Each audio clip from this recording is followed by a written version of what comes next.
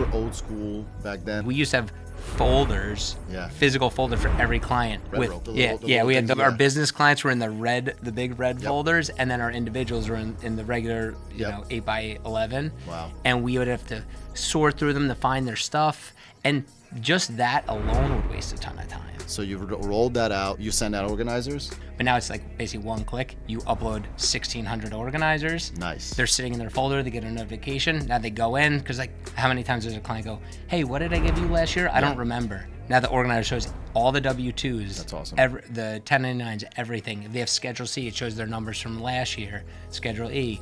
So that part actually like an automated process. Where I know a lot of firms mail out the organizer still, and it's a huge time.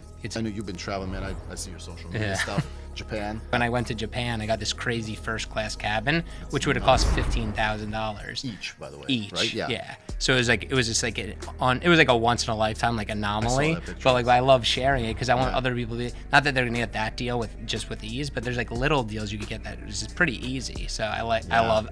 That's what I mean. Like I'll learn something and I want to show other people how to do it. My North Star, my guide is my time. I don't want to work a single week over 40 hours a week ever again. Yeah. If I make $1 million and I can't take a day off, that to me is not success. Welcome to another episode of the ThefunCPA podcast. Today we're doing it a little bit different. We're over here at a shared universe, recording live with Nick Boscia. Nick, I've known you for some time. We're literally 10 minutes away from each other. But then on social media, you've been kind of, popping off, doing a lot of speaking stuff and all that. To anybody that doesn't know who you are, can you give us like a 60-second, who is Nick Boscia? Yeah. So my name is Nick Boscia. I have an accounting firm in Matawan, New Jersey, which is Boscia and Boscia PC. And then I met Yuri because I'm building my speaking brand. And I'm like, I needed a cool name like ThefunCPA.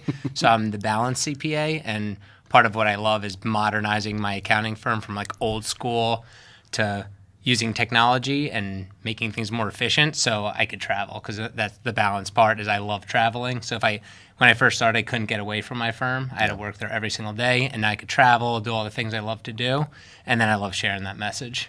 Yeah, that's awesome. That's pretty good, man. That was under a minute. Well done. Nice. Do you know, so I guess as far as your background, right?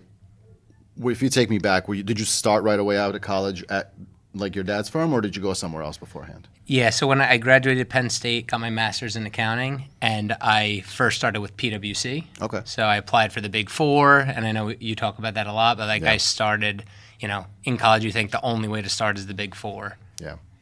Went to PwC, did a year there, kind of got burnt out right away. I'm like, this is crazy, and wasn't what I wanted to do, and then I joined the family firm after a year. Did you do tax at PwC? I did audit. Audit? Okay, yeah. So you were probably, even audit stuff is like even crazier than tax, I feel like, because you're like at client sites running around and all that. But was your dad's firm at the time primarily tax? Yeah. And probably, I'm assuming still is? Yeah, exactly. And your brother is in the firm too? Mm-hmm. Did he have a tax? Yeah, did he have a tax background?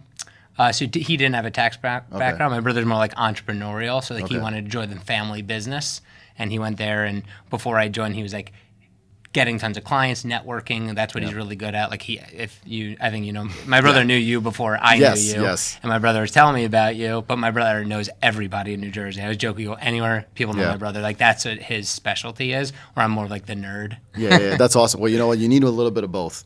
But yes, your brother is definitely an accountant, a CPA that is a unique one in his ability there.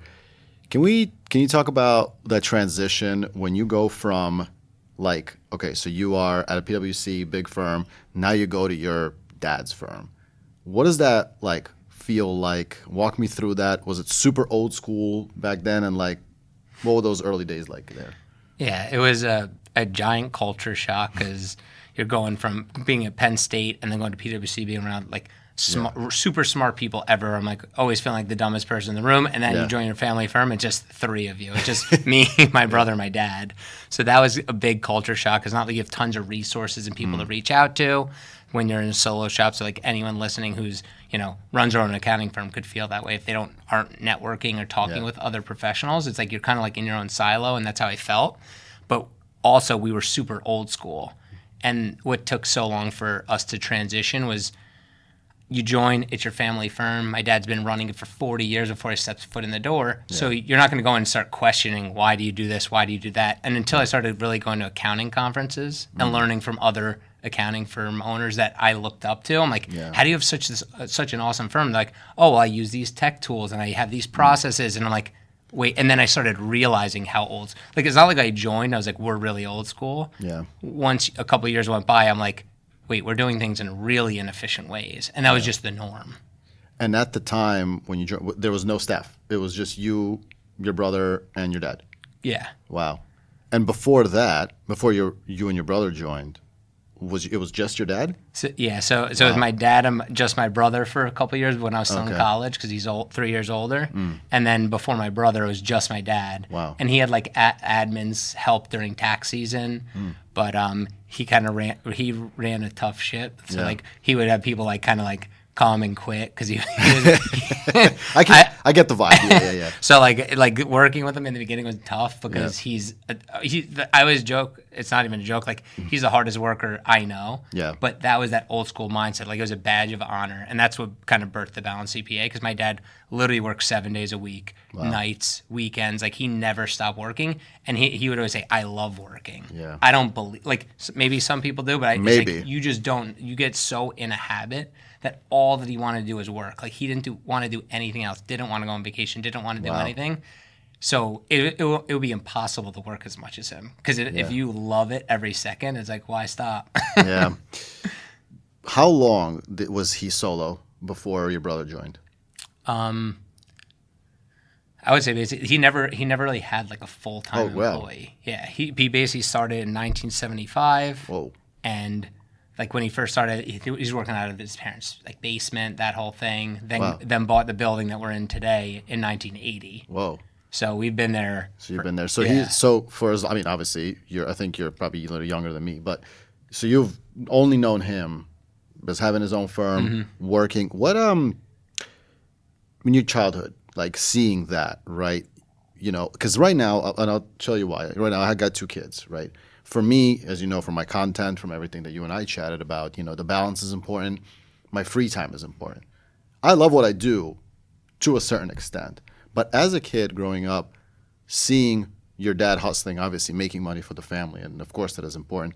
What did that feel like to you? Did that make you like want to be an accountant, or like, what does it feel like as a kid? You know, with that kind of atmosphere? Yeah.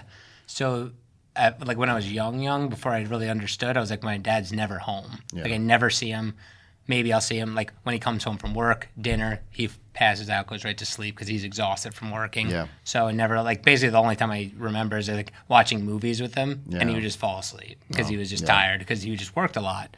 And then see him on like the holidays when he was there for a short period of time. So then as I got older, so I didn't want to be an accountant, but then growing up, I was really good with math. I just like excelled at that. When I took my first accounting class, I thought it was so easy, and I enjoy, like I genuinely enjoy working with numbers. Yeah, that's why I went into it. Not because I'm like I want to be like my dad. I actually didn't want to go into the family firm. That's why I went to PwC. I'm like, but this is brutal. yeah, definitely. Yeah, I could see that. You know, as being impressionable and seeing that and being like, I don't know, man, like this, like he's never home, and like, yeah, obviously he's providing. I'm sure you've been at the office. I'm sure you've seen him, you know, like doing his thing and all that. But I was just curious. So you decide to join the firm.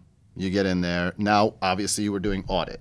So you kind of have to learn, you know, obviously school you learn somewhat, but in practice, in person, you're learning from him how to prepare tax returns. What was that experience like working with your dad?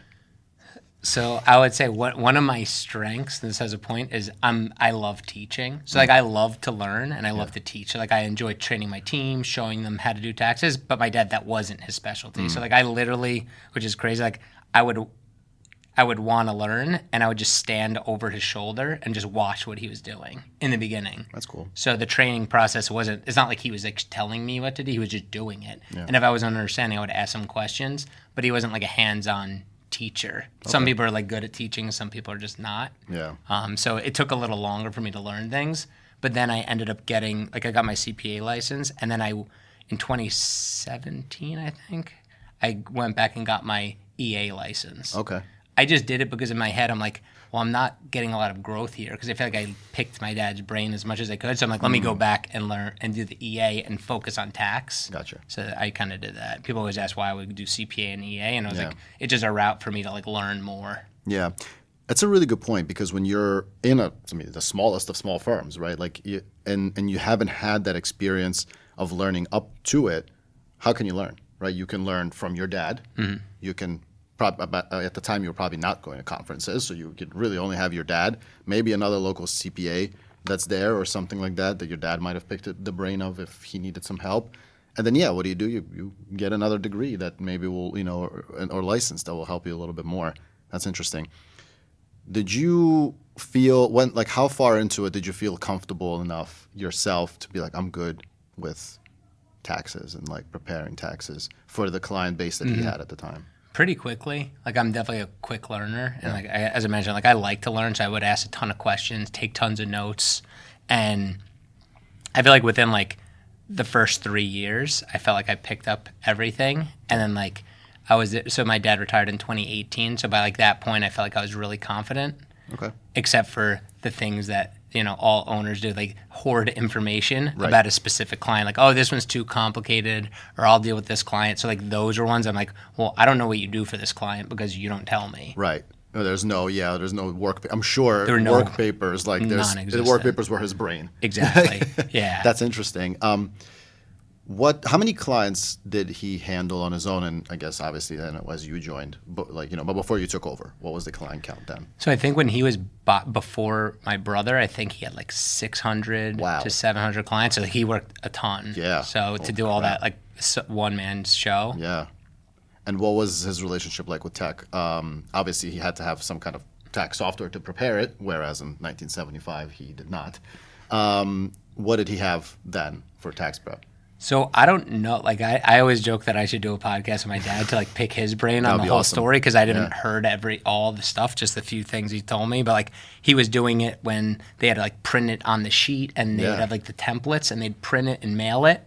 But then obviously when I joined, we used Intuit Lacert for tax prep, and then he was at QuickBooks Desktop for bookkeeping clients. Okay. So those were really the only two pieces of technology that we used. Wow. Yeah. So this is good. I'm transitioning here as we're going this conversation in a very specific way, and the reason I was going this way is I want to build so this is gonna two scenarios of interest that we can go down the path of. So one, obviously, somebody like you who's grown up in your family firm, and then took it over is a very similar feeling to somebody who just finished up maybe having 5 years experience and wants to buy out an old school firm. You effectively, minus the payment or whatever, effectively bought out an old school firm, took over it, and now have to deal with clients who probably were giving you boxes of receipts, documents, and all that stuff, did not want to see a single tax portal. They don't want to. They're no interest in that. Automated billing? No, thank you. That transition is very similar to somebody who is going to buy out, say, and some of the listeners who might be considering buying out a $500,000 firm, $300,000 firm. So can you walk me through like some of those as you take over, and as maybe some of the clients possibly want your dad back, like what is that transition like as you take over an old school firm? Yeah. So when we first took over, we tried not to really change anything. So that first year transition, just like, all right, keep everything status quo, no changes. The only thing that we did change was implement Smart Vault because we wanted a secure document portal. Because I'm like, everyone's bringing in paper. And like for anyone who's listening who still takes paper, like no matter how you slice and dice it, it's inefficient.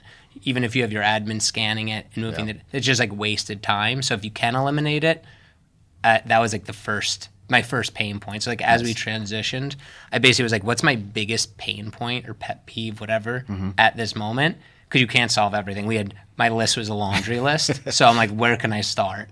So doing Smart Vault. But other than that, we tried to not make any transition. And what happened when we implemented that, clients were like, oh, this is great. I don't have to mail stuff. Like who wants to go to the mailbox and do the postage and all that stuff? So they could just upload it. And then it made things so much easier. And now we have basically, you have to use Smart Vault. It's taken time to transition the clients, obviously. Yeah. That's interesting because I do think it's such a hard thing when you start introducing technology. That's, I mean, the basics, right? Like tax exchange, things like that. I don't have to mail stuff in. Or were the clients like all in New Jersey, or was it? Mostly Jersey. Like at that point, it was probably mostly Jersey, New York, Pennsylvania, Yeah.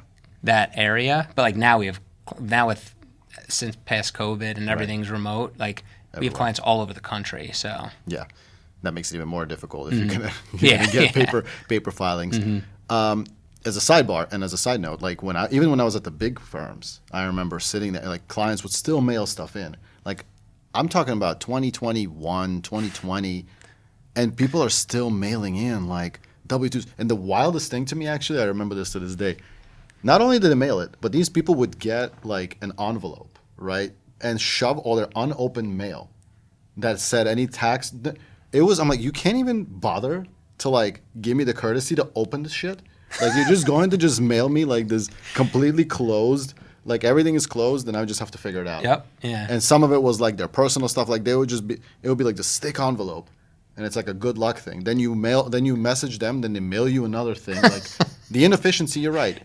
It's wild. I'm sure you have some crazy stories too with people just giving you the weirdest stuff. Mm-hmm. Yeah. But so as you're starting to revolutionize, what was it called? Smart Vault. Smart Vault. So you start doing a tax portal. Were you getting some pushback on it, or was it mostly like pretty? A lot of clients like especially like our younger clients or newer clients loved it. Yeah. And then what I started realizing with time is that clients were expecting it. So clients would be like, "Hey, they would reach out and be like, hey, do you have a secure portal where you could upload my tax return?" And it's nice to say yes. Where before we'd be like, no, we don't. Yeah. And they'd be like, well, how do we get to you securely? It was almost like embarrassing. Yeah. Like, mail it.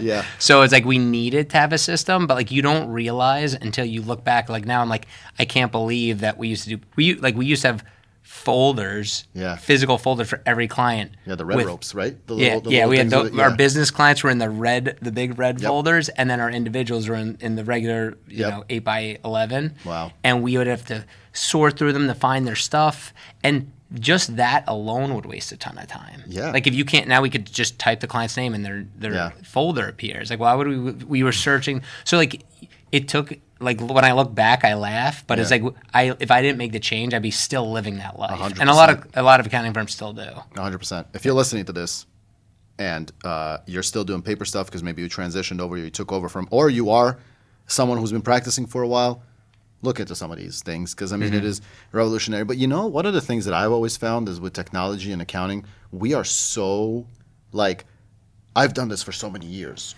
And it's worked. So why would I change it? Like that feeling of like the friction of change. Yesterday I was talking to Ian Vason from Carbon and Jason Blummer on the podcast, and the same conversation came up. Like that friction, like it's so like anxiety producing for accountants. It's crazy. Like they would rather just keep getting stuff in the mail forever, than make that change that most clients will approve. So, yeah, it's interesting. But so going back to the tech, what was the next thing after Smart Vault? So then when COVID happened, it was like perfect timing because everyone had to upload. So then we had a huge adoption rate. So I'm like, all right, this is great. And then I think the next big piece that we implemented, we kind of did them together, but I implemented Anchor for billing. Nice. You use Anchor, right? Yep. Yeah, so I use Anchor for billing and then Financial Sense for workflow management. Nice. Because before that, we didn't really have a workflow management system. How we did you tracked track everything that? on like Excel or in the tax software. So like our bookkeeping was done in Excel. Every month we'd copy the sheet forward, mark if it's done. Oh God. And that's just how but when my dad was there, he used to have nothing. He just did it Wow. all from memory. And then we started printing out a piece of paper, highlighting it off. And when I do presentations, I show a picture of me like in a suit and my workflow management. It happens to be in the picture, and you see the highlighting on it. I'm like, cool. that's literally what we used. And the craziest part about it is like, even with all those terrible systems, you could still make money. It's not like we were still doing well, but it's like once you have the systems, it's like now you could do even better. Yeah. make more money and work less or more efficiently. And then that's like the balance for me is like, all right, some people are like, well, I want to make $1 million. I'm like, well, I want 60 vacation days. Right. To me, that's making $1 million to have 60 vacation days. Yeah. If I make $1 million and I can't take a day off, that to me is not success. Yeah. But that's different for every person. Yeah.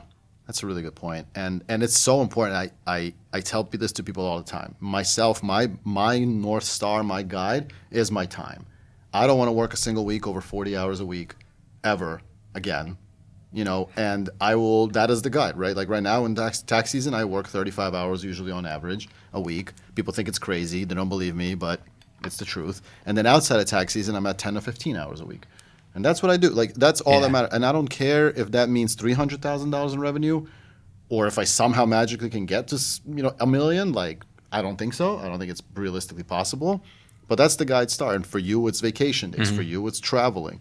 For, Joe, your brother, it's, maybe he has a kid, right? Yeah. So, maybe being with the family, doing his thing, doing the schmoozing thing, doing the stuff that he does and enjoys. And everybody is different. And I think that you have to think about what's important to you and build a firm around that. But in your case, which is like, I'm really loving this conversation, is that you can do that at the front end if you just start, right? You start with nothing, you can build it very quickly to what you want. But you didn't start with nothing. You started with some old school, like back in the day things. To get to where you are now, the tech is very important to you. So when did you adopt Anchor? I think it was 2021. So this would be our third tax season using it. Okay. And the first year we did bill up front for the first time in our firm's, let's call it 50 years. Last year. So 3 years ago. 3 years the ago first year we used it, we billed up front on January 15th. Whoa. Because people always ask, like, how'd you transition from billing after the fact to before? So what we did, I was like, this was my idea. I'm like, let's bill January 15th and tell everyone if they sign their agreement through and pay through Anchor or new system, we'll lock in the rate. We won't raise their fee. Okay. And if they don't want to use Anchor and they want to use paper check, whatever, their fees are going up because our costs are going up. Which I think all firms should be increasing their fee year over year because costs are going up, software costs are going up. Yeah. So we did that the first year, and it went really well. We had, I think, by the end of not everyone paid right up front, but like by the end of the season, I think we had like 70 to 80% people use it, which is huge. That's insane. Then the next year, I was like, you know what? We had so many people were asking questions on January 30th, whatever, when we're in the middle of tax season. Yeah. So the next year, I was like, let's do the same thing, but we send our agreements November 15th. Oh, so smart. Now, because we have 1,600 clients. Wow. So if everyone asks a question, even if it's a quick question, now you have to answer all those questions. So like, I don't mind from November 15th to January 1st answering all the questions, explaining what Anchor is, making them feel comfortable. That's the thing with the transition. People are like, I'd rather keep it the same old way because no one's going to ask you any questions. Yeah. So I just feel like to make the transition, you have to be comfortable having uncomfortable conversations. Explaining to the old school client who's sent you a check for 40 years why Anchor's the new way and why it's actually going to help them and help us. It's not like any change I feel like most accounting firms make. It's like making things more efficient actually helps your clients. And it helps us. So now we could spend our time doing tax planning. Yeah. How many accountants are like, oh, well, I could only do the tax return. I can't talk to you on the phone because I'm too busy. And then that does them a disservice because they're spending time doing billing. Oh, yeah. That's kind of like my whole picture because like sometimes I feel bad when a client gets frustrated. Oh, I don't want to use Anchor. Why are you changing everything on me? And I feel bad, but I'm like, I kind of explain to them like my dream is to build this firm that could be really efficient and actually help you with the things that matter, not reconciling QuickBooks. Because they don't care about those things. No, they don't. That's a really, really good point. I have two questions out of that, which is one, when you took over, initially when you started implementing all these things, what was the average age of a client? Ooh, great question. It'd be hard to even think, but I would guess maybe between 40 to 50 would be average age.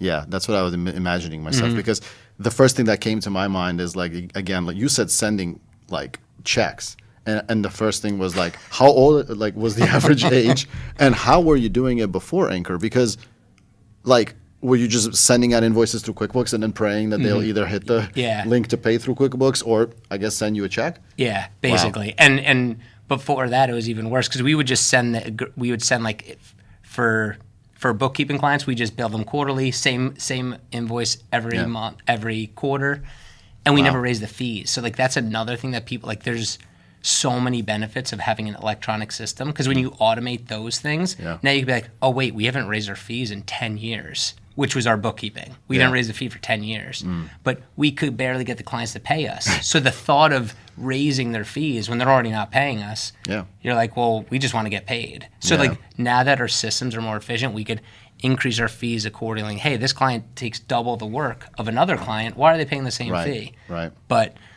so we had it that way. Sorry if I went on a tangent off your question. But and then we just build in Lacert. We would create the invoice right in there and email them when the return was done and say, hey, mail us a check or Venmo or whatever. So and then the bookkeeping was such a time suck for us. Yeah. And now that basically doesn't exist. Like this tax season, now that's our third year, we're actually saying after January 1st, which is already passed, like now you have to use Anchor because it's an administrative burden to reconcile the check and do those things where other people would be like, hey, I'll still take checks. But once you have your system, 95% are using an electronic system. That 5%, you're not like you don't feel the need to bend over backwards as much as you would have when we first started. We would take payment any possible way.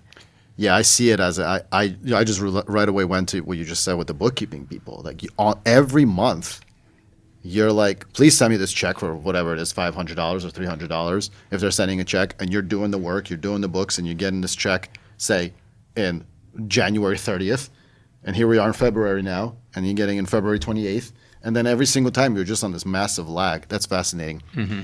If you're listening to this, like, I'm just taking away this one thing is like, change is hard, but it's so doable. If Nick and Joe were able to take over this old school firm with 600 clients and that average age of 40 to 50, with a lot of the folks being older, and implement and get a really good acceptance rate of new technology, like anybody can do this. Like this is so important to dwell on because we sometimes will sit there and we'll go, no, if I change right now, I'm going to lose clients. And that's the big fear that many accounting firms and accountant firm owners have. They don't want to lose the clients because they changed something, and Bob has been doing it a certain way. But you're a testament to the fact that it's very possible, it's very doable, and I think that that's a really good kind of takeaway from that conversation. So you implement that, you implement Financial Sense. Walk me through Financial Sense. I'm assuming from your end is mostly internal, right? Yeah. Obviously, Tosin and all those folks over there had Sharam on the podcast. Like, they're really, really good people. Yeah. So how did you discover them? Like, how did you find out about Financial Sense? Because I only found out about them fairly recently from social media. But what about you? Got it. Okay. So going to the accounting conferences. So you know Dawn Brolin? Yes. So I'm good friends with her. Going to the conferences, they're always on the vendor floor. And I'm like, all right, I got all these tools. I'm like, I know I need a workflow management system. And that was like the big thing that I'm like, I know I need it, but it just seems like too much work to implement. Because when I've, done some of the demos for some of the from the different vendors, and I'm like, oh my God, I'm gonna have to roll this whole thing out. It's gonna be more work on me. And that's why I like kind of pushed it off. Yeah. And then I'm like, all right, I'm at the point where I have every system in place, and I'm like, I need a workflow management system. I just have to bite the bullet. That was my mindset at the time. But now looking back, I'm like, thank gosh. Yeah. But Dawn was actually, I was picking her brain. I was like, yeah, I'm between like all these different vendors. Like they all have cool tools. I don't know which one to go with. And she actually was like, she's like, I use Financial Sense. I love it. They're newer and they're innovating all this stuff. And I like that, like new and innovating. So it's like, hey, it would be really cool if we had this search feature. If the program could do this, newer companies are more open. And that's why I like Anchor. Like they're more open to say, hey, like we want to build this to meet your needs, not what they think our needs are. Yeah. How often do software companies do that? They're like, oh, we think accountants want this. I'm like, well, we don't. And they don't take much feedback either. But those are some really good companies that definitely take the feedback. Yeah. Go ahead. Sorry. So she told me about it. I'm like, let's do it. And we jumped on it. And then the thing I love about it is like so user friendly. Yeah. So like my manager actually rolled out the whole thing. He built out all the processes. And that was the main thing because I was rolling out Anchor at the same time. Wow. So I was like, I was spearheading that. He was spearheading Financial Sense. And the fact that he was able to do it without asking me a million questions, I'm like, it shows that the tool is not as complicated as you think. Because a lot of times as a business owner, like you feel like you have to roll out every single change. Yeah. And that's what prevents them, even maybe like having the team help you out. Yeah. No, that's huge. I recently played around with Financial Sense for myself. I like it a lot. I agree with you 100%. It is very user-friendly, super easy to like bring over my clients to. I'm trying to figure out that, and I like that you said that you kind of use Smart Vault alongside that, because what the interesting thing is, a lot of people that are implementing new technology, they seem to be, and these are the comments that I get or the DMs, they seem to be like, I just want one thing that does everything. For, because Financial Sense has a tax document exchange, has a portal, has signature ability, has the ability to do billing, to get paid.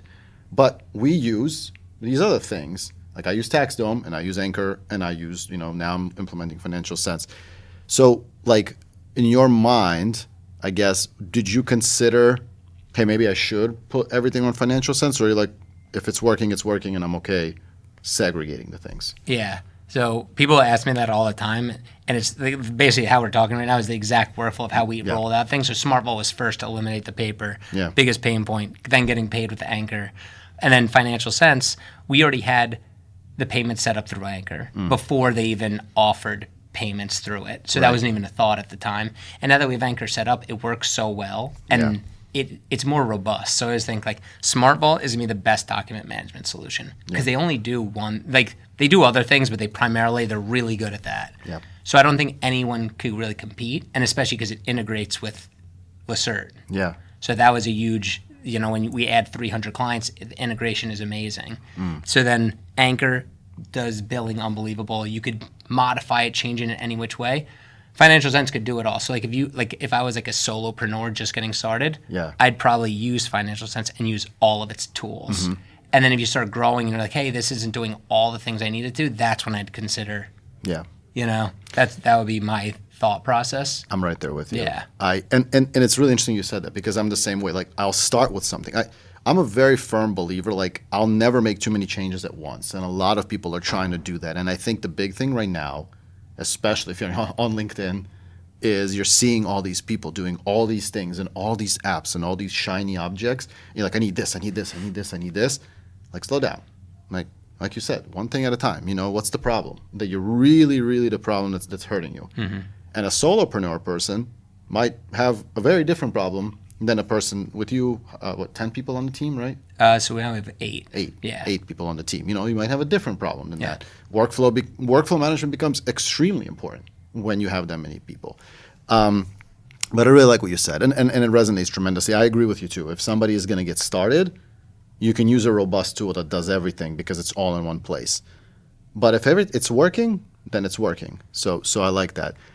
Let me ask you this, because this is an interesting thing that I'm personally going through now, right? And realizing it's like, okay, if I want to implement a new technology and I want to bring it into my firm, the challenge with being where I'm at and where you were at some point is you're a solopreneur or it's just you.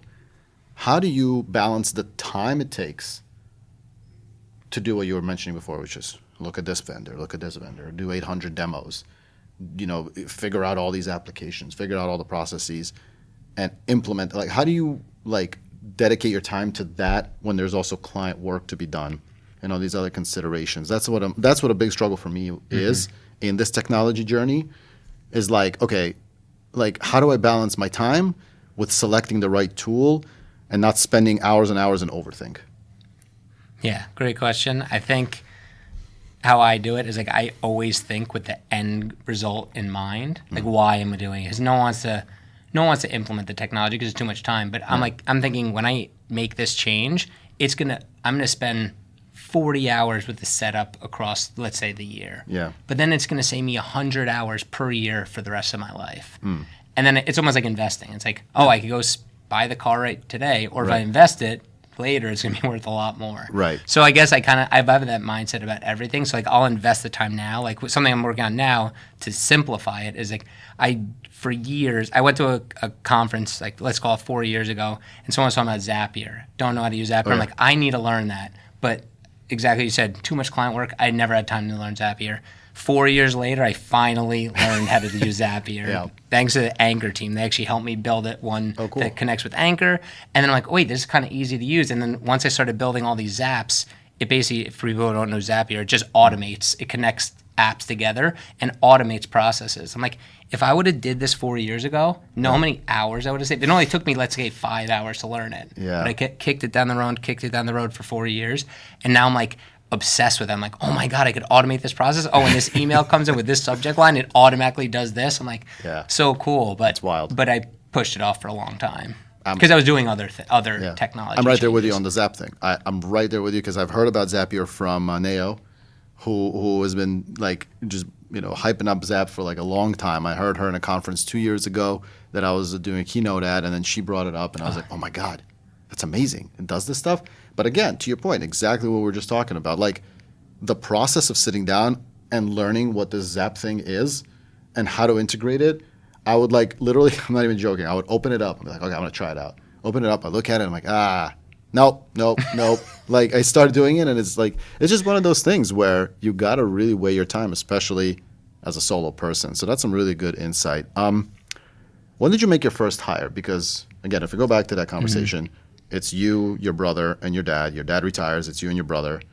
There was an admin here and there. When did you make your first hire? So we actually had our first hire when my dad was, I think, still there. I can't remember. So it was actually we have an internship program. Oh, cool. Because the Old Bridge High School is right down the street. So we have an internship program. They could come in, Nice. get experience, and then that intern ended up wanting to get a full-time position. So that's the intern transitioned to our first full-time staff. Yeah. And then that went well. And then, because that is a big, like I never really talk about that, but that's a big shift for people who don't hire an employee. Oh, yeah. Because it's a massive help. But if you don't have a good training system, it's also a whole new list of to-dos. Oh, yeah. Managing a team. So that's something that some people, a lot of accountants I talk to, don't want to hire a team because now have to manage them, making sure they're working, training them, making sure employee benefits and all those things, running payroll. So it is, but that was the trigger because then I'm like, now I don't. Some of the tasks I couldn't automate, which are a lot, obviously. Yeah. Now you could offload that, delegate that, and now we have a team of 8, and it's like the best thing. But now I have new stressors. Like I spend time managing and training the team. Unless I'm doing the client work and just doing the review, which I actually like. I don't want to be keying in the returns or doing the bookkeeping. I do the overall review and teaching. That's what I really enjoy. Yeah, it's a really good point. And to what you just said about hiring, like I'm right there. I'm not necessarily looking to hire because to me, just like you said, if I do, I feel like I already know that I would need the hire I would need to make is not going to be a staff person. It's not going to be an entry-level person. It would have to be somebody that's going to do the technical work that I do. To do that, it's expensive, right? That's going to hurt my bottom line. Then I'm going to have to train them and spend time. Then I'm going to have to get out of the mental block of doing all the work and letting that go. That part of it is probably going to be a little easier because I do like the schmoozing part. I like to bring in the business. But it's tough. It's a tough adjustment to make because especially the profits, right? As somebody, like me, with about 300,000 gross, which is pretty lean right now. I just shared my financials the other day, and the profit on that is about 220. Nice. So it's not it's minimal expenses, right? But I'm living off that, right? Like it's not like it's just hanging out there and it's just free cash flow. Which if it was, I would hire someone. But that's the tough challenge of somebody who's like kind of like solopreneur with a part-time person. Take that next step is scary. But you made it, and then you hired the first person. What was your first hire? You said was interns, and then what was your first full-time hire? So he did become a full-time hire. He was the first one. Yeah, He's still there. Yeah, and he's still there. Nice. Yeah, so now he's the manager because he knows the clients inside and out. Awesome. That's always what I think is the interesting part of a smaller business like ours is like. It's like you have to know the unique needs of the clients, and that's why Financial Sense is amazing. Because before everything was in my head, so they had to ask me a million questions. Hey, who owns this company? Who? Oh, this guy owns 5 businesses, but now everything's on Financial Sense. Everything's clear, so now I get so much less questions. Nice. Buy back my time. You group it in Financial Sense with like the grouping, like the family? We actually, it's funny that there's all the tools do so many things, but like in Smart Vault, we link the folders. So when you're in anyone, you could see everything that's related to that folder. So we use it there. But I'm sure we don't do it in Financial Sense. Yeah. But it's just cool because now everyone knows what needs to get worked on. So like I have more time to think about the learning. Again, I love to learning the Zapier. When I was so busy answering team questions, I don't have time to learn Zapier. So that's why I love freeing up my time because I always think I'm like people who are like high producers, I should say. Yeah. When I have free time, I fill it with something that's really productive. Yeah. It's not like I typically fill it with nothing. Right. So when I have an extra hour at work, I'm like, oh wait, now I offloaded this task to the team. Now I could do something that could push the business even further, or be more efficient. And the team always knows I'm trying to do that. So and then that's a big thing with technology change and having a team. It's like no one wants to change. I don't want to implement all this stuff, but I want to implement it because I know it's going to make every tax season easier and easier. Like we always go into every tax season more excited than the last. That's awesome. Because like our new systems, we should be getting more done with less time. Yeah. That's awesome, man. Yeah. Speaking of tax season, we are in it now. What have you rolled out all the engagement letters already? You said you did that in November, right? You're still doing that in November? Yeah. They were already sent And you're out. collecting everything up front? Yeah. Okay. So you've rolled that out. You send out organizers? Yeah, we send that. What are you using for that? Is that Financial Sense or is that something different? So Lacert, you're able to print the organizers right from Lacert. It's a customized organizer based on last year's numbers, and it uploads right into Smart Vault. Oh, cool. So we used to not even send out organizers because it was just like, no, we would send them out, we would mail them out, no one would fill them out. But now it's like basically one click. You upload 1,600 organizers. Nice. They're sitting in their folder. They get a notification. Now they go in because like, how many times does a client go, hey, what did I give you last year? I don't remember. Now the organizer shows all the W-2s. That's awesome. The 1099s, everything. If they have Schedule C, it shows their numbers from last year. Schedule E. So that part is actually like an automated process. Where I know a lot of firms mail out the organizer still, and it's a huge time. It's a big time. Cost. And I mean cost. Honestly, let's face it, right? I mean your time, obviously, of printing it out, putting it in an envelope. God, I used to do this myself. I just remember this is terrible, like bringing back like horrible memories. But like you put it in, you put the stamp. But this is like big firms, man. Like the admin people would do it, and you had the team there. But yeah, they would roll that out. They put it in. They mail it out. You wait for them to come back or email you back. Oh. Man, and then they send along all the documents in the stupid unopened envelopes that I then have to sit there with a letter opener. Oh God, It's funny on that exact point. Like I'm because sometimes when I speak, people will be like, "Oh, well, I just have my admin scan." Because about paper, like I'm like very adamant about no paper. Yes. But people will be like, "Oh, well, I just have my admin do it." But I like to think like I put myself in other people's shoes. Yeah, I don't want to do it. right. Why the do I admin want doesn't to? do it. Yeah. They definitely don't want to do it. Like unless if they say I love scanning papers and it's my favorite thing and it fulfills me, then I was like, yeah, you're right. You should keep the paper. Yeah. But it's still inefficient. So it's like thinking about like I don't want like there's certain tasks like we aren't using like an automated data like tax prep tool like a Gruntworks that's importing the, so we have to key in the data. Yeah. So that's something that someone has to do. Yeah. We don't have a system to automate that yet. I know there's tools out there, but the cost benefit, we haven't gotten to that point, and we're not changing too many things all at the same time. Yeah. So. And again, to that point, if it works, it works. So walk me through. So next step. All right. So automatically sends out 1,600 organizers with all the data filled in. So there's minimal questions from the client. So what do you need? Blah blah blah. Maybe occasional one-offs.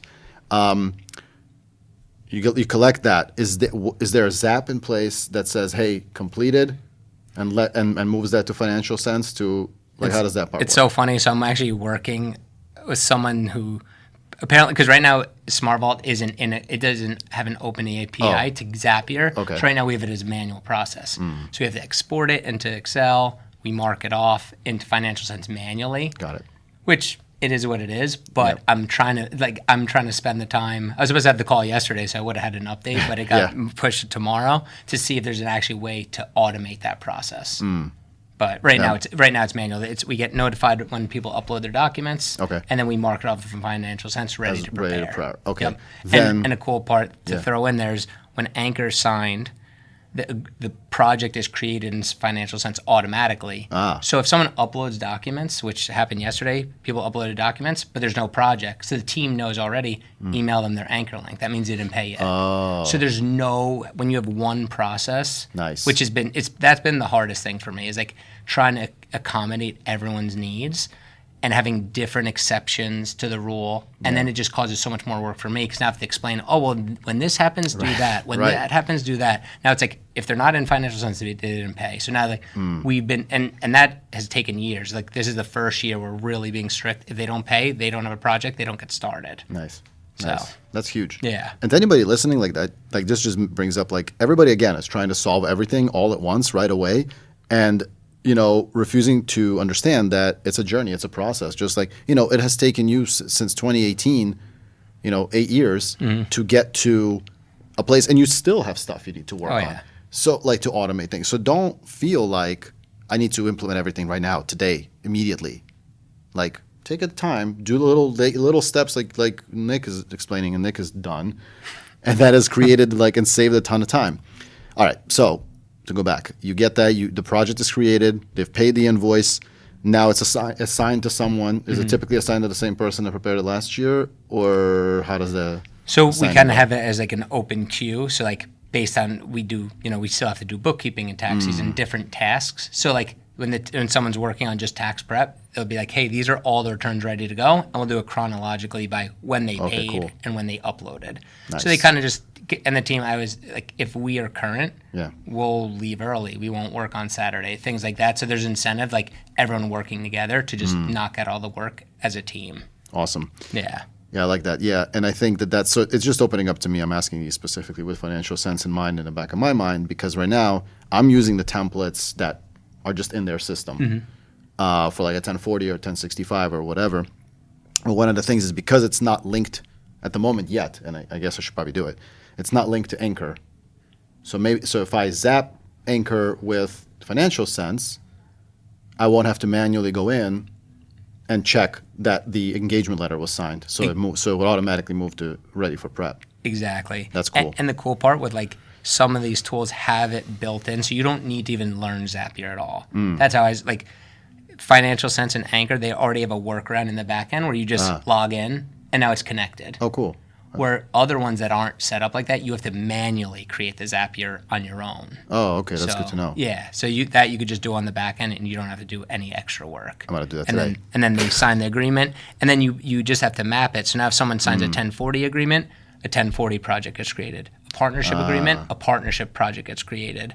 A bookkeeping project, now you have a recurring monthly bookkeeping project. Or you could build up however you like. Cool. But like those are little automations, and a lot of times people are like, oh, I'll just do it. And this is what people always say, like, oh, I'll just do it. Like, I don't mind doing it. I don't mind creating. And it's like not about not minding, but like if you could automate it and you literally don't have to do anything, now you could free up your time to do something that can't be automated. Yeah. Having the conversation with their client, going to meet them for lunch, having these conversations. 100%. This is why we're here. By the way, if anybody's curious, it is January 14th, right?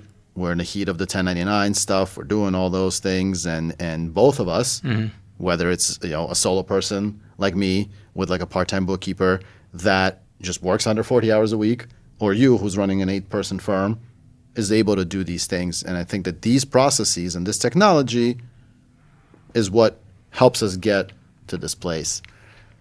I like this process. I like this. So we go. So now it's assigned. They prepare it. The signature part? Are you doing through Smart Vault? So I know like Dawn, for example, she does it through DocuSign through Smart Vault. I like doing it directly through the tax software because it just lives in there, because you just do a one click, and if they have multiple states, it auto places the signature. It's like a personal preference. I just like doing it through the software. Most people I talk to use the DocuSign through Smart Vault. Yeah. But I just like it right in the system because now everyone could see, hey, it's signed, we e-file it. Yeah. Okay, so that's my personal preference. I like that, yeah. And I guess it also depends on what software you're using. Tax. I use Drake. Drake is not capable of these things. Oh, got it. So in Drake, for example, Drake has a direct integration with TaxDome where I can print directly to that client's account or space, whatever you want to call it. So then the client gets a notification, and I request a signature in TaxDome. Client gets the email, one click, boom, we're done. I get the notification, and I e-file. Okay. But that's cool that Lacerte does that, so that's pretty huge. And Lacerte obviously is a much more robust system than my little dinky Drake. But listen, at the end of the day, it works, right? Like that's my whole point. Yeah. That's cool. All right, so you get that. That's a cool. I like that process. I think we've spent enough time on that, which is Yeah. cool. I think it just opens up the eyes of anybody listening here to understand, hey, like, this is how you can do it. This is how Nick does it. This is how I do it. And it works for us. It could work for you, but just give it a try.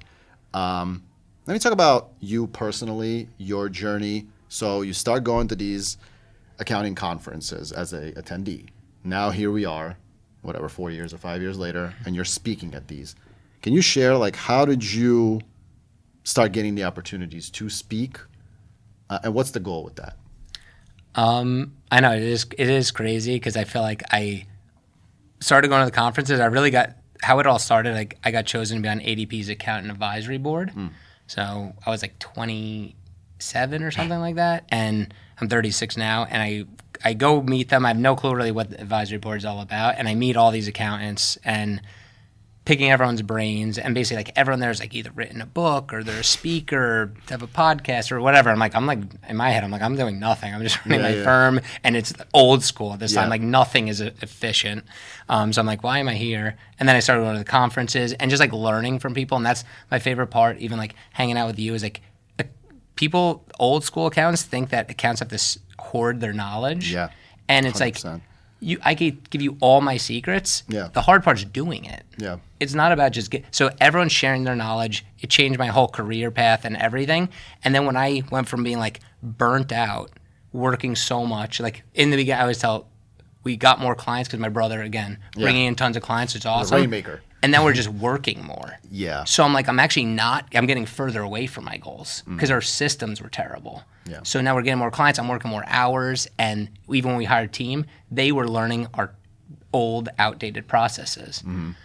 So now fast forward to now, I made all these changes. It not like everything was easy. Implementing every system took work, took time. Yeah. But now I can look back and now I could tell people like, hey, I went from this, paper, everything, to super efficient. Like it's kind of crazy that I talk about it, but it's like it's relatable. So people are like, oh, I could do it too.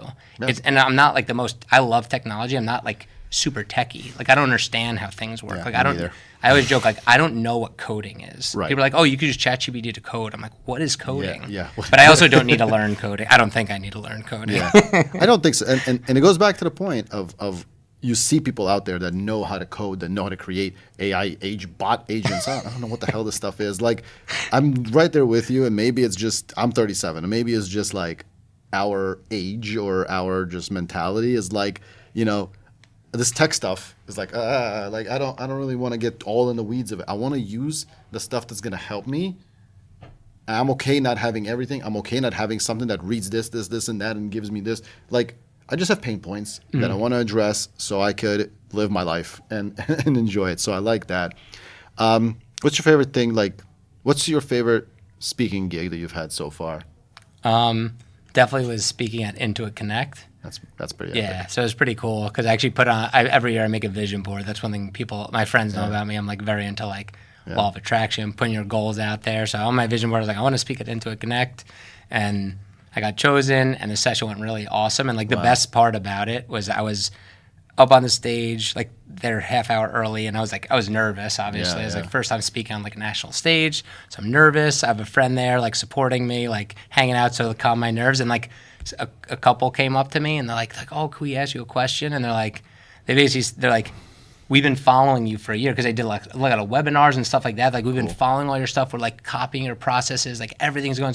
And like hearing that is like the best feeling ever. Yeah. And like people always are like, what are you doing it for? It's like I don't really care about like people knowing who I am. I want to help people. I want someone to say, oh my God, Nick, that one thing you said got me to do this, and now my life's better for it. Because people did that for me, so that's why I almost want to give it back. And I enjoy talking. I love being with people. So that's kind of like a little bit of background. Yeah, that's awesome. Yeah, I had a few speaking gigs like in my thing, and it's so weird, man. I'm sure you can relate to this, like the weirdest feeling, and it all came for me from just posting on LinkedIn, like, and then people hit me up and be like, "Hey, can you go speak?" I'm like, "Speak about what?" Like, and I'm just over here just yapping away on social media, but it just goes to show, like, man, it's crazy, and it feels weird. Like you're just like people want to like listen and learn, but to that point, like, and to your point, for me the biggest thing is hearing like I just had a post today. Somebody like officially launched their firm. on LinkedIn, and they made an announcement. Hey, I'm excited to share. I launched my firm, and they share about the firm. And then at the bottom it said, and I want to say a special thank you to people who may know or may not know that they're the reason why I launched it. And it was me. That's awesome. Like Logan Graff and Jason Stats. And I was like, holy crap. Like, man, you want to talk about impact. And one of the tough things with social media is you look at it and you go, oh, this post sucked. Like it only got 1,000, impressions instead of my, like, say, usual 100,000 or whatever it is, and you go, oh man, that was terrible. But in that 1,000 could have been that one guy. That one man, and that was the one thing that made him go and launch his firm. And man, that's tough to put into words. What's next for you in your journey? Like, where do you? Obviously, you're doing the traveling, and we'll get to that in a second. But what's next for you in the speaking and the social media, this brand build of the Balanced CPA? What's next in that? I just want to keep growing. It's very recent. So the funny part is, like, when we first were supposed to meet, I was at Bridging the Gap. Yeah. 2 years ago, and it was the first time I thought of the Balanced CPA, and it was publicly. I had a T-shirt, I just printed the Balanced CPA on it, and I'll never forget, someone came up to me like, oh, Balanced CPA, that's a cool name. Like, do you know the ThefunCPA? That's crazy. And then I was like, oh, my brother mentioned his name, but I never met you, and we never ended up connecting, and then we went out for lunch. That's right. So basically the reason I bring that up is when that happened, it's not like I was doing really anything. It was just the idea. Yeah. And like everything happened so quick, so I wasn't planning for that. So I always like to shoot for big goals. Like my next goal would be to do like a keynote speaking, cool. Whether it happens in a year or 5, whatever. But like doing more to like impact more people. And I want to learn from you, because just get better at putting myself on the internet. Because one of my limiting mental blocks is like I never want to like post things and act like I'm trying to show off. Yeah. And because that's not, if people know me, I'm not like that at all. But I actually want to help people. But when I post things like, oh, you're a jerk for billing up front, I'm like, I'm actually just trying to help. Yeah. So then it makes me not want to post. But I'm sure you've had people backlash, and then you just learn to like cut it out. So I have to work on that. You should see the comments that I get, and if you scroll the comments that I get, you would definitely reconsider. But you just have to turn. Yeah. I just had a comment. Oh. Most recently, like I checked this morning before coming here, and this person, I made a post yesterday, just random one because it just came to my head. I wrote, it's engagement letter season, and I wanted to remind you of something. The reminder was, if you double your fees and have your clients leave, you're going to be in the same financial position you were at initially with double the time. That's what I wrote. That was the post. And the truth, that is the reality, right? Yeah. You double your fees, and half the people say, this sucks, I don't want to be with you anymore, but half stay, you're in the same place. And somebody is like, I didn't freaking put an apostrophe on the it's. And somebody was like, it's like with an apostrophe. Yeah. And then I'm like, really? So that's fine. I think you missed the point. But my other posts, the ones where I share my financials, for some reason, people just like, the hate comes. I don't. Maybe it's jealousy. Maybe it's like a lack of belief, because I've gotten that a ton. I got a ton of like, you're making it up. It's not real. It's not real. You think I made up $200,000? Why would I not make it $2 million? Yeah. Like, why? If I'm making it up, why would I make up $200,000? Like, that's what I would say back. But or really drilling into, like, I got fully audited, man, like, by these people in the comments, like, well, your insurance is, and this and this. So, to your point, though, and to give you some ease on that, like, there's going to be so many haters out there. There's going to be so many people that are just like, I don't need to change things. Mm-hmm. It's the same DMs in the comments that I get. Like, no, why would you change it? Why would you do it? Billing up front is huge. Yeah. Huge hot takes. And one point about like where I feel more comfortable going and speaking in person than posting on social media, because the thing I love about speaking is like you go in that room and everyone there chose to be there. Yes. So like you're talking to people who want to make their firms better. Yeah. Where when you post on social media, and anyone in the world is on there, obviously. Yeah. So it is a good outlet. So I have to get better at that. But like I love speaking because like you're talking to people who want to change. Yeah. Like I want to. Sometimes you want to shake someone like, come on, just make the change. It'll make your life better. Yeah. But if they don't want to help themselves, it's the same with clients. Yeah. You want to help them do tax planning, but they don't want to call you. Yeah. So there's nothing you could do. Like, you could only help people so much. Yeah. The best thing that I'll say to you in that regard is you have a great message, right? I think your message, if you were to post about it on social media more so, is just, hey, if you got an old school firm or if you're taking over an old school firm, just here's the journey. Like what we're talking about here, that's where a lot of value is. But see, here's the other thing of it. Like you don't, if you're already getting gigs of speaking, like you don't necessarily have to post, right? The one big struggle for me has been, what the hell am I doing with this posting? And that's the reality, right? Like I've got 22,000 followers. Great. Yeah. But like now what? Yeah. Right? Because now that's the real struggle for me. Like I've spent 4 years, man, like 4 years posting almost every day with no goal and no nothing. And at the end of the day, it was great. It was fun. It was an outlet. And now I need to get more strategic with it and figure out what I'm doing. Because the reality of it is like, like again, yes, the helping people launch their firms, great. I'm spending like sometimes 10 hours a week. I've cut down a little bit, but I was spending 10 to 15 hours a week on social media stuff. Like that's impacting something else, whether that's evening time and being a little distracted with the family, or whether that's during the day and not doing work, necessarily because I'm trapped on LinkedIn answering stupid comments about people that want to fix my grammar. But, so there is a downside to it, but you got to get really technical on what it is that you want to achieve from LinkedIn. And the one thing with LinkedIn, for example, is like if you have if the goal is monetizing it, it's not going to work. If the goal is just sharing value, it will work. But it will take a long time. So the ROI is not there. It's simply not there. Like if you look at the granular of how much time you're spending. And the more you get into the posting and the comment response and the more that grows, the more time you're going to spend. Yeah.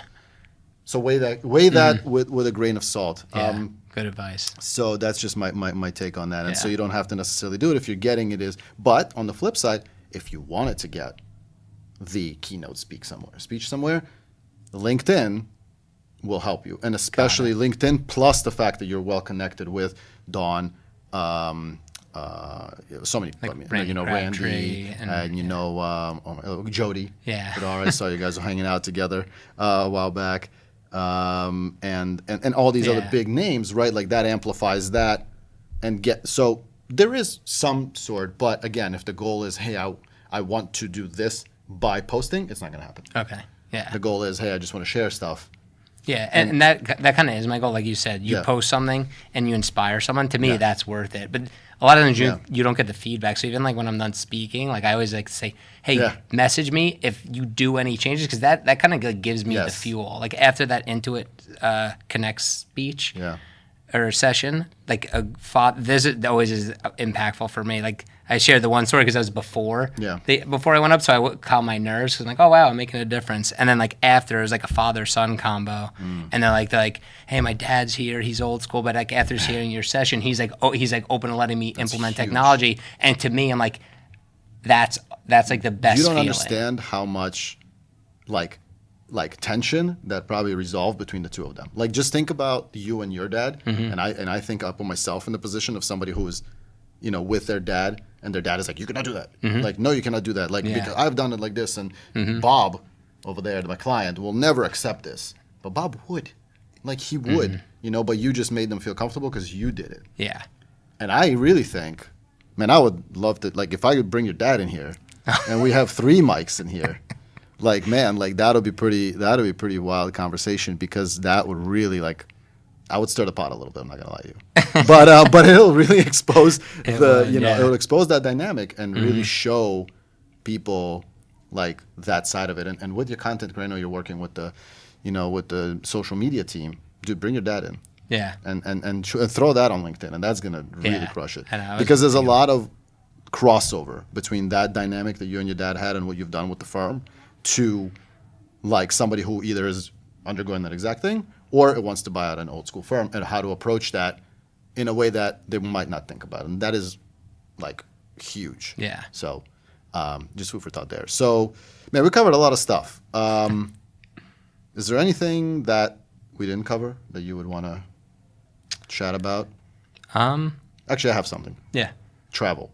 What's your? I know you've been traveling, man. I see your social media stuff. Japan, a couple other places. What's next? And when? Yeah, so we're actually, me and Christina are getting married in May in Mexico. Oh, nice. So that's the weddings, destination wedding. Where and at then in our, Mexico? Playa del Carmen. Oh, nice. Which resort? It's called Escaret. Okay, yeah, by the park where all the activities are. They have like the resort and then all the parks. They have like a ton of parks, so it's pretty cool. You could all inclusive access everything. So that's the wedding, and then the following month we're doing our honeymoon, and we're going to Seychelles. It's like an island off the coast of Africa, and then we're doing an African safari in Kenya, and then we're ending in Dubai and flying home. So everyone's like, they're like, oh, you have a travel agent? I'm like, I did that whole thing myself. Like I'm like, one of my outside of work, like something I love doing. It's for me, it's like a game. Is like I'm like a master with like credit cards and points and like getting deals, and like I'll get crazy deals, and I love posting about it. Like when I went to Japan, I got this crazy first class cabin, which would have cost $15,000 each, by the way. Each, right? Yeah. So it was just like it was like a once in a lifetime like anomaly. that picture. But like I love sharing it because I want other people to, not that they're gonna get that deal with ease, but there's like little deals you could get that is pretty easy. So I love sharing. That's what I mean. Like I'm like I'll learn something and I want to show other people how to do it. Yeah, that's really cool. Yeah. I saw that picture of like the dude. It was nuts. I keep seeing. There's another guy on social media on LinkedIn. His name is Colin something. He does points stuff, like very deep analysis and like shows the clients what he's getting them. Maybe worthwhile to you guys to like pick each other's brain, connect, and I'll connect you guys after this. Cool. But like, because he's got like all the strategies and he's booking people these flights, and you guys will probably have a lot. So that's what he does. Okay. But it's cool just to see what you can get. But like those that's some next level stuff, man. Like I feel like some of those beds over there, like bigger than my bed. Oh my! It's insane. But it's nuts. That's cool. The safari is cool. What a unique lifetime experience. And that's May. In June we're doing the honeymoon, so a month later. Okay, a month. I don't want to go back to back from Mexico to. Well, that's gonna be a little bit rough. That's awesome, man. I like the balanced CPA is an awesome thing to promote because I think a lot of us are unbalanced. Yeah. Towards working, it's just built into us to do that. Whether you're at your dad's firm who's been working many a times, or whether you are at your PwC or any one of these big firms that's drilling working, and when you go out on your own, your immediate feeling is I need to work. I need to do 80 hours a week. My take on it, and I'm sure your take on it is similar, is you go out on your own and you build your own firm, whether you take it over, whether you buy one, the goal should not necessarily be to work as much as you did before. It's whatever you want it to be. And that's really what I think balancing and your brand and my brand is really out there trying to put together. So I appreciate it, man. I appreciate what you're putting out there. Thank you. I'll be supporting you on LinkedIn. So as you do more of your posting, we'll be out there pushing you along and making sure people hear this message. Thanks for taking the time out of whatever this busy season is, and thanks for sharing all the value, man. I really appreciate that. I think there's a ton that everybody here can learn. But if anybody wants to connect with you, wants to learn, maybe they're about to take over an old school firm, or maybe they did and they're nervous, where can the people find you? So LinkedIn, it's Nick Boscia, and then my Instagram's ThefunCPA, website's ThefunCPA.life. So that's always like the best way to find me. Cool. I would say LinkedIn would be easiest. But I probably manage LinkedIn the most, but it's pretty easy if you just look Nick Boscia or ThefunCPA. Awesome. And man, I really appreciate the time. I appreciate everything. And thanks a lot, dude. Yeah, this was awesome. Yes, sir. All right.